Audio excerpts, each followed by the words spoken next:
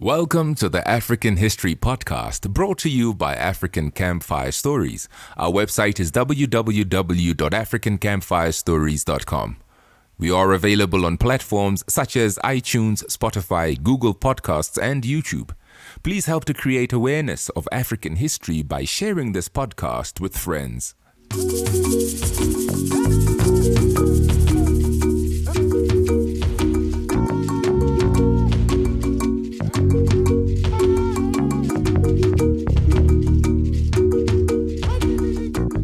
African History Quickies, Episode 9, Ethiopia Defeats Italy, Part 4. This is the fourth episode of our Ethiopia Defeats Italy series.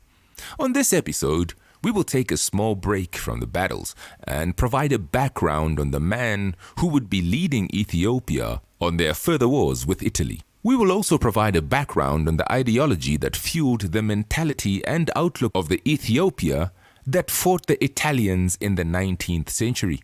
The ideology is largely based on a combination of two factors. Ideological factor number one. The Ethiopians believed their ruling family was descended from the biblical King Solomon and the Queen of Sheba. Ideological factor number two. The Ethiopians had long ago converted to Orthodox Christianity. We had promised in the previous installment that we will cover Ethiopian Christianity on this episode. Just one point of clarity before we begin with today's episode. We don't know how we have neglected to state the following so far. There are some books and other history material that calls the Ethiopia of this era by the name of Abyssinia. This is the name of Ethiopia that was popular in the European world of those times. And because Europe dominated that era, some non-European parts of the world also used the name Abyssinia as well. In this series, we have decided to not use Abyssinia in reference to Ethiopia, because the Ethiopians did not refer to their country in that way. Plus, that name is no longer in use in any case. But in case you come across the name Abyssinia in history literature, just know that they are talking about Ethiopia.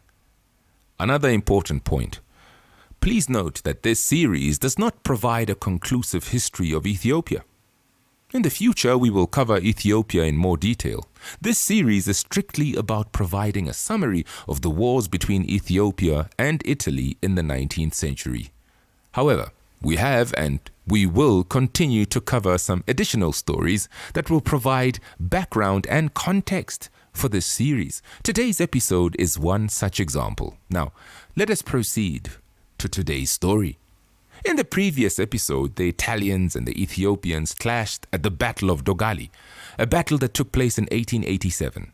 This was a tough battle for the Italians. After that, the Italians became more cautious. They also entered into an agreement with the Ethiopians, an agreement that we said was fake and deceitful. The Ethiopian emperor who signed this agreement with the Italians was Menelik II. This is where we left things off last time. This isn't the first time we mention Emperor Menelik II in this series. He deserves more than just being a footnote in this story. Not a lot is known about the man. His importance is not limited to just being the guy who was at the helm when Ethiopia did the impossible by defeating a European country. Amongst his many achievements, he is regarded by some historians as being the founder of modern Ethiopia. So, here is some background on the man. Menelik was born Saleh Mariam.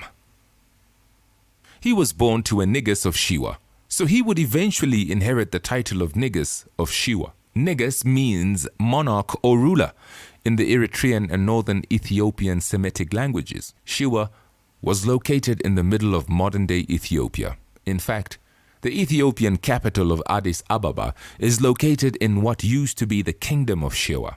As Ethiopian Emperor Johannes IV lay dying in March 1889, he declared his own son to be the heir of his title of emperor.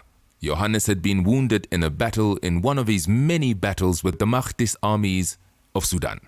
Emperor Yohannes, the Mahdi and the Mahdist wars, and Yohannes' involvement in the Mahdist wars is covered in the previous installments of the Ethiopia Defeats Italy series. However, when Menelik heard that Emperor Yohannes had died, Menelik declared himself as emperor. This was in blatant violation of the wishes of his dead predecessor. Not to mention that what he was doing was in effect declaring a coup d'etat against the Ethiopian state. The sly Menelik was somehow able to obtain the support of the majority of the Ethiopian ruling class. He was thus crowned as emperor in November 1889. Part of Menelik's argument for this coup was as follows. He claimed that Johannes IV and his family, thus including the son Johannes had appointed as the heir, were descended from the female line of King Solomon and the Queen of Sheba. Menelik claimed that the house of Sheba, himself included, descended from the male line of these two famous biblical figures. By the way, the more famous Ethiopian emperor Haile Selassie, who was the ruler of Ethiopia when the Italians again attacked Ethiopia in the 1930s, also descended from the female line. Thus, according to Menelik's logic, Selassie shouldn't have been emperor either. The mention of Solomon and the Queen of Sheba bring us to the hereditary pedigree of the Ethiopian ruling dynasty and its commitment to Orthodox Christianity. We have previously mentioned in the series that Ethiopia declared a Christian holy war against the Mahdist forces of Sudan, who themselves had, by the way, declared an Islamic holy war against Ethiopia. In fact, all of Ethiopia's wars in this period in history had holy war undertones. Not that the Italians were that much different in how they saw their wars of colonial conquest. In any case, Ethiopia's holy war mentality came from their Orthodox Christian faith. Consider this fact. Menelik was crowned and consecrated by the Bishop of Sheba at the Church of Mary on MountEntoto. MountEntoto is considered to be a sacred mountain and has a number of important churches and monasteries that have been built on it. Menelik would also build his palace there after he founded Addis Ababa.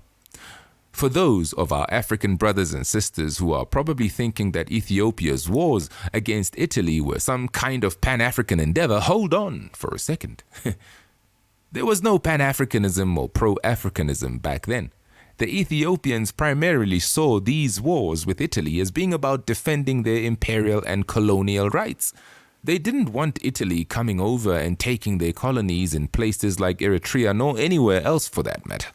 From an ideological point of view, the Ethiopians, or at least the Ethiopian ruling class, saw themselves as defending centuries of what they regarded as the Solomonic succession.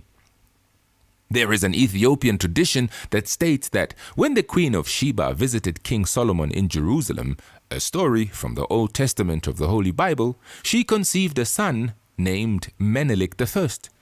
This son of Solomon and the Queen of Sheba founded a dynasty that is said to have ruled Ethiopia from the 10th century BCE.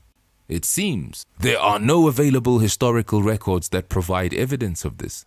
Some historians state that if the records ever existed, then they were probably destroyed in the 900s CE, when a Judaic dynasty took over Ethiopia and destroyed the Orthodox Christian monasteries. However, the Orthodox Christian dynasty was back to ruling again in 1270, and it would rule Ethiopia until 1974, when Emperor Haile Selassie would be overthrown in a communist coup d'etat. In the 4th century CE, the Solomonic Dynasty is said to have been converted to Christianity. This makes Ethiopia part of the few areas of Africa which converted to Christianity before the colonial era. Solomon is an important figure in both Judaism and Orthodox Christianity. And if your history says your rulers are connected to Solomon by blood, you can understand how much of an impact this could have on your mentality and outlook. The history of Ethiopian Christianity and its founding through the conversion of the Ethiopian ruling dynasty is discussed in more detail in our Christmas and Hanukkah special. See you next time as we continue our journey through 19th century colonial politics and conflicts.